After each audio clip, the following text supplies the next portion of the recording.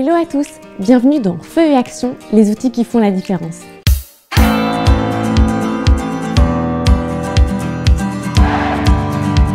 Moi c'est Léonie et chaque semaine je vous présenterai un équipement utilisé par les pompiers.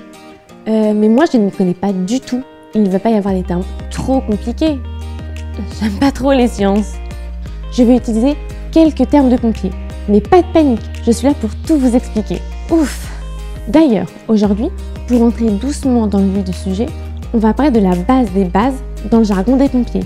Oh non, il va y avoir des mots compliqués. On va parler de débit et de pression. Tu vois, ce ne sont pas des termes trop compliqués. C'est vrai, mais c'est quoi la différence? C'est une bonne question. Le débit, c'est la quantité d'eau que l'on va envoyer dans un temps donné. On le mesure ici en litres par minute. Par exemple, certaines lances incendies peuvent envoyer 500 litres d'eau par minute. Ça correspond à peu près à 2 baignoires en 1 minute. Et la pression, c'est une contrainte. Ça correspond à la force qu'exerce l'eau sur une surface, comme la tuyauterie par exemple. Tiens, prenons une seringue. Si on la remplit d'eau,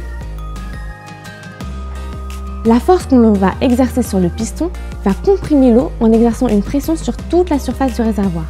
L'eau sera ainsi expulsée vers le bout de la seringue. Plus la force exercée sur le piston de la seringue, la pression donc, va être élevée, plus l'eau sera éjectée loin. Hop, comme ça. Pour les lances, c'est la même chose, mais à plus grande échelle. L'unité de mesure utilisée ici, c'est le bar.